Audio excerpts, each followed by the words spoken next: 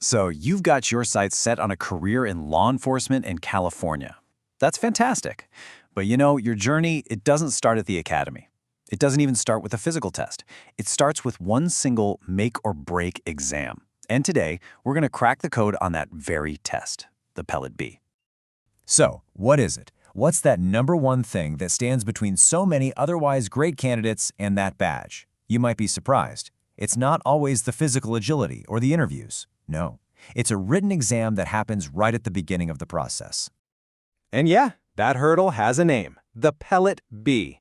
Seriously, this is one of the most critical screenings you will ever face, and just understanding it is the absolute key to getting your foot in the door. Okay, so what is this thing exactly?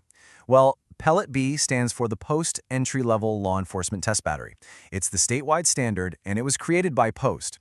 That's the California Commission on Peace Officer Standards and Training. Its whole purpose is to measure the stuff you'll need every single day on the job: your reading, your writing, and your reasoning skills. And just look at who uses it. We are not talking about a couple of small departments here. We're talking about massive agencies like the LAPD and the LA County Sheriff's Department. It's used by police, sheriffs, dispatch centers, even academies require it just to get in.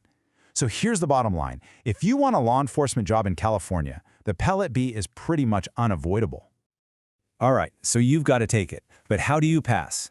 This is where things get a little weird, because it's not scored like a test you took back in school. It's not about getting a 90% or an A-. They use something called a T-score. And this slide breaks it down perfectly. A percentage score, that just tells you how many questions you personally got right. A T-score, though, that's different. It compares you to every other applicant who has taken the test. The statewide average is automatically set at 50, so your score immediately tells an agency where you rank against the competition. And in a competitive hiring process, that's what they really want to know. So what's the magic number? What should you be aiming for? Remember this number, 42. Even though the average is 50, a T-score of at least 42 is what's generally seen as the minimum to be competitive for most agencies. That's your target. Get a 42 or higher. Now, I know this might sound kind of intimidating, but it really doesn't have to be. The trick is to stop looking at the PELLET-B as this one giant scary monster and start seeing it for what it is, just a test of a few specific and totally learnable skills. So let's break it down. Okay, here's the layout of the test. Writing ability, that's the biggest piece of the pie, a whopping 40%. Then you've got reading ability and the CLOZE test, each coming in at 30%. Now that CLOZE test, that's the weird one. It's a fill-in-the-blank style section that really tests your vocabulary and context clues. It trips up a lot of people, so knowing this breakdown is absolutely crucial for focusing your study time. All right, so we know what the test is, we know what's on it. Now we get to the fun part, the playbook. These are the strategies, the techniques that are going to give you a serious leg up on the competition. First up, let's talk about the reading section. The passages you're going to read, they're not from some fancy novel or a science textbook. They are specifically written to sound like police reports. That means they're factual, they're objective, and they're almost always written in chronological order. Getting comfortable with this specific style is your first secret weapon. And when you're tackling those reports, the number one skill you need is finding the main idea.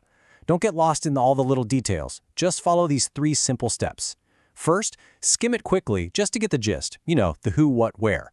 Second, ask yourself that key question. What is this passage mostly about? And third, just form one simple sentence in your head that sums it all up. If you can do that, you'll be able to spot the wrong answers right away. Okay, let's talk about that tricky CLOZE section again. It's all about filling in the missing words, and that can feel impossible if you don't have a giant vocabulary. But here's the thing. You don't need one. Not if you learn how to decode words using prefixes and suffixes. Just look at these examples. If you see a prefix like miss, you instantly know the word has to do with something being wrong or bad. Misinterpret means to interpret wrongly. Miscommunicate means to communicate badly. This little trick lets you knock out wrong answers even if you've never seen the full word before in your life. It's a game changer.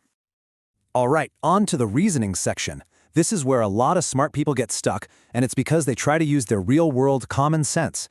But there is one simple rule you have to follow that changes the entire game. This right here, this is the golden rule. The reasoning part of the test is pure logic. It's based only on the information they give you. So if the test tells you all dogs are green, then for that question, all dogs are green. Period. You have to operate in their world, not the real world. Forget what you know and just use the facts they provide. So you've got your study plan, you've got the strategies. Now let's talk about execution. Because acing this test on the big day is about more than just knowing the material. It's about being prepared and avoiding those simple, silly mistakes. Let's keep this really simple. On the left, here's what you bring. Your government ID, maybe a confirmation email, and a pen. On the right, what you leave behind. Everything else. No phone, no smartwatch, no notes, no calculator. Just follow the rules so you can walk in, check in, and get started without any stress.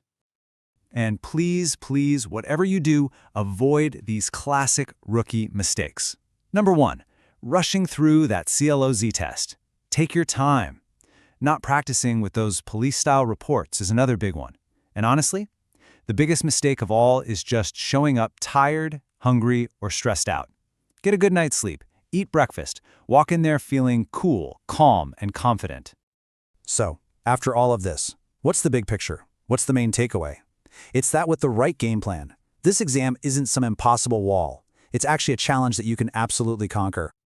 Look, the most important thing I want you to walk away with is this. Stop thinking of the PELLET-B as a barrier designed to keep you out. It's not.